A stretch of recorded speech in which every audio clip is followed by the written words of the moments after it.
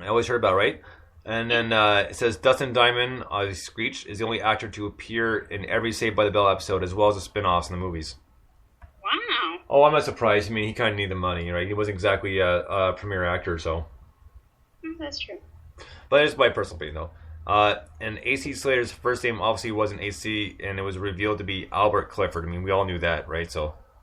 Yes. If everybody had watched, well, if everybody has watched the unauthorized, like, Saved by the Bell documentary, where it was, and saying Zach's hair wasn't actually blonde, so he had to dye it for every 2 weeks during the filming. Right. And Mr. Belding, his first name is Richard, but he's often called Dick in several episodes. His brother's sorry. Just talking over cold here. Excuse me. It says his brother appears as a substitute in an episode, and his name is Rod. Their parents named them Dick and Rod. My favorite one by far. So definitely. Oh, here's one you might have known. I won't tell your name first, but the woman who was originally cast as Jennifer the nurse, that Zach falls in love with, but was replaced because her acting wasn't up to par. Want to guess who it was? Oh man, I have. She was she was a model, and she was on Sports Illustrated Desk with Stitch many times. And Christy Brinkley? What's that? No, close. She just turned 60, but you're close. No, do you remember the movie Necessary Roughness? Unnecessary Roughness. Well, she was in that too. Kathy Ireland. Oh damn, that was the guy I was getting. I was right on the tip of my mind. Oh, check this. Oh, here's a funny one. The show was actually nominated for an Emmy in 1992. Was it for acting, directing, best of show? No, it was for outstanding achievement in lighting direction. Wow, how about them apples? Yeah, well, there's a good award. Like, probably not that we're shooting for, but you know. Yeah. And apparently there are more episodes of Saved by the Bell, the new class, than there are of the original Saved by the Bell.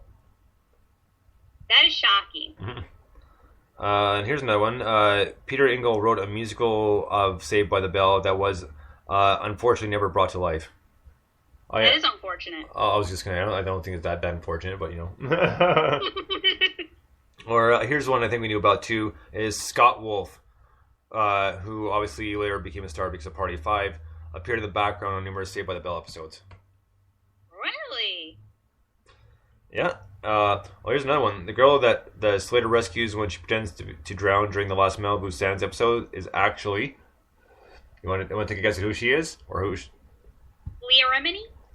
Nope. She's married Charlie Sheen. Oh, Denise Richards? Yeah. Wow. There you go. Check this out. Oh, here's another one. Oh my God. Jaleel White, obviously known as Steve Urkel, was initially he auditioned for a part Saved by the Bell, but was never used on screen. Oh, really? Kind of a good thing. I mean, he fit that character very well on Family Matters, but until that got tired and old too. But what are you gonna do? And the last one I have here from Saved by the Bell is the set wasn't torn down after the series wrapped up. Instead, it has been used in other shows such as That's So Raven and iCarly. I do remember always thinking that So Raven set looked very familiar. Okay, well, I never watched either show, so I was like, oh, that's interesting. But so I figured you have, but I haven't personally. I did. I grew up in the golden years of That's So Raven and Lizzie McGuire and those kind of Disney shows, but they were cool back in the day. Yeah. Because what's her name? You know that Raven Simone was initially on the Cosby Show, right? Yes, I do. Okay, I wasn't sure. I was pretty sure you did, but I wasn't 100% positive on that one. So so that's all that fun stuff. A few more things in rock news, and we'll move on to your blogs. The first one's kind of sad, and it does suck. I mean, for all those AC/DC fans, like I am too, they did make a new album, and this is on the sad part. They did make a new album, and they will be touring with it. But unfortunately, Malcolm Young, one of the founding guitarists, is done, had to quit the band because unfortunately he has dementia. Oh no. 61 years old and 41 years in the business, and he had to quit because of dementia, unfortunately. That is so sad. And it sucks because like I mean like I said, I'm not a huge fan, but I do like AC/DC, and it's a bummer to see it happen, and well, just for anyone to have it happen too. So Yeah. and so yeah, there's that, and a few other things is apparently Courtney Love has decided that she's an opera star for some reason. So she's started that, and yeah, I don't have too much to say because obviously I'm not a huge fan of hers, and I'm not going to waste too much time on her at all. So the few other things I have here is this is also kind of a weird one. 50 Cent and Gloria Allred team up for an educational reality show called Dream School. I mean, nothing against 50 Cent, but like, really, like, I don't think people have the association that you're a hardcore rapper and you're shot, I don't know, like 7 or 8 times, like, luckily survived, and now he's doing a kid show, like. So, okay, so is it gonna be like a kids? Is it a reality show, or he's making people's dreams come true, or? No, it's supposed to be like a cartoon, like. Oh, okay. So it's not. Yeah, I don't think it's having to do anything with making kids' dreams come true at all. Oh, okay. So yeah, I mean, it may turn out to that, but yeah, at this point, I don't think so. I think they're kind of gearing towards like the kind of cartoon aspect. Yeah, I mean, so it's we'll see how that works. And the other thing was the Velvet Underground.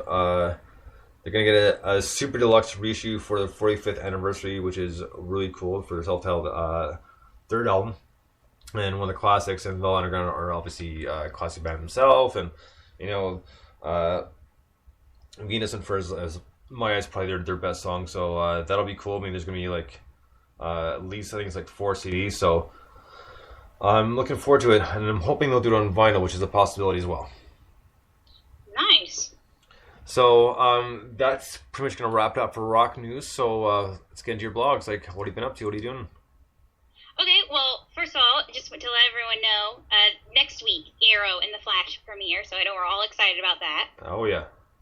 They will be on different nights, so for some reason they didn't decide to pair them in on the same night, but I guess that works because you're just kind of leveling out the superhero ingredients throughout the week. No, I'm waiting for that, so. Yes. And so in return this week was Once Upon a Time, Revenge, Vampire Diaries, and Rain on the CW. And let's see, what else did I have? Oh, yes, and I watched the series premiere of Forever, that show about the immortal medical examiner. Right? How'd that go? Excuse me. It actually was very charming. I did not come into it really thinking. I was like, I don't know if this is.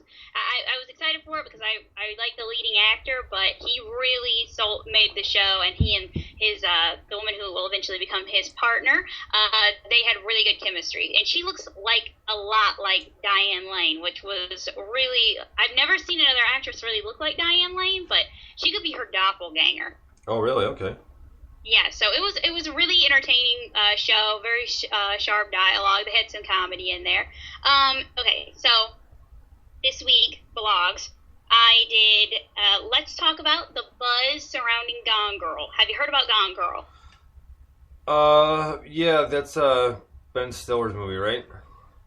Right, the new Ben Affleck movie? Yeah, oh, sorry, Ben Affleck, sorry. I don't know why, I was picturing Ben Affleck, I was thinking Ben Stiller, I don't know why, but yeah, so Ben Affleck. And this is his wife disappears, and he's blamed for murdering her and that sort of thing. Right. So this is kind of this is based off a book by Gillian Flynn, and which was a huge bestseller. And then, so basically exactly what you described. So there's a lot of anticipation around here. David Fincher is directing, who directed Fight Club and The Game, which is one of my favorite movies of all time. Have you ever seen that? Yes, I have. Okay, yes.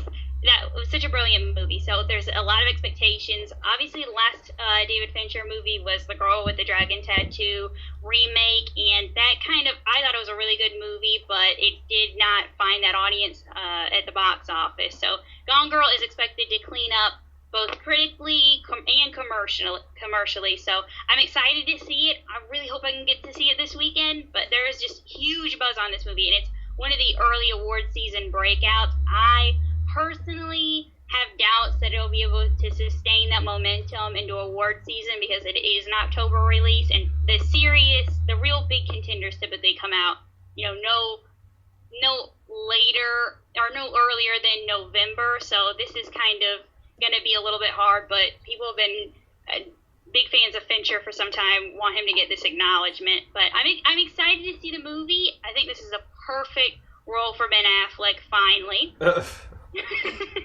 Because he fits this whole persona of what we've kind of seen in the headlines, these people who, there's something kind of, I don't know, he's a preppy, but I don't know, there's something untrustworthy, not about Ben Affleck as a person, but just when he's on the screen that kind of comes across in his character. So I feel like they're really leveraging a stunt casting that is pretty brilliant. See, I like to see him in Daredevil 2. Oh, don't get me started. Oh, Lord. I'm still recovering from the whole Batfleck thing. And I know. Oh, my God. See, with Gone Girl, though, David Fincher, I do like him. The Girl with the Dragon Tattoo, I thought was a good remake. I liked it. But the thing I'm more excited for is I'm excited for the soundtrack. Because, again, Trent Reznor and Atticus Ross are at it, and have made a soundtrack for the movie. Yeah, and I think, didn't they make it, you can stream it on some website they did this weekend, giving really big acclaim. Have you heard it yet? I haven't got a chance to listen to it, so I'm hoping to listen to it either tonight or tomorrow. Oh, yeah. I'm very stoked. I think that it's going to really add another layer to the atmosphere of the film. And I think that the music they've been using in the trailers has been really effective and moody, and they have really sold me on wanting to see the movie. There's some things about, for people who read the book, and my sister read the book and she loved it, but the ending, apparently, they might have changed it. There was rumors that they changed it for the movie, but then Gillian Flynn, who actually adapted her own book into the screenplay, said, no, the reports of it being changed are greatly exaggerated, so we don't really know to what extent it's actually going to be different than the book. Okay. I have never read the book either, so I might see it, but like I said, I'm more excited for the soundtrack than I am for the movie. And I'm a big Trent Reznor fan, big Nine Inch Nails fan to begin with. But no, I like the stuff he's been doing. Like the soundtracks he's been doing is coming out really well, and it's nice because it's different from what people are used to by him. Because it's not Nine Inch Nails, so it's not as industrial, but still it's got that little kind of tinge to it. And it's cool to hear different stuff, and it's nice to see that he can go different directions and make it work. He won an Oscar, right? So exactly. And it was unreal. Who would have thought? In 1991, at the time, this scrawny little heroin addict who had a great industrial band, great musical mind, the whole thing, and here we are about 20-something years later, and he won an Oscar. It is a really cool evolution. So that's just when we saw this, it's wow. That's something else. I really excited for that. It's can I take that? So yeah, like I said, I'm more excited for the soundtrack as opposed to the movie. But go on. Okay, and so then I did a casting brainstorm, which is just some casting ideas for the show Dallas. They've got a new character coming on, so kind of offering up some people I feel would be very suitable in the role. So excited about that. I haven't published that yet. And then today, also haven't published this yet, but the beginning. We're saying we're going on hiatus a little bit with Best New Movie Bets, and now focusing on the top 20 remaining movies of 2014. So every week, 5 more movies before we get to the last one for the year. So this week, the 5 movies, so from number 20 to number 16, Gone Girl, which we just discussed. The Judge. Have you seen the trailer for that? I have not, no. Okay, it's Robert Downey Jr. and Robert Duvall. Basically, Robert Downey Jr. is a highfalutin attorney who has to come back to a small town to lay his mother to rest. And while he's there, he kind of starts reconnecting with everyone. And then his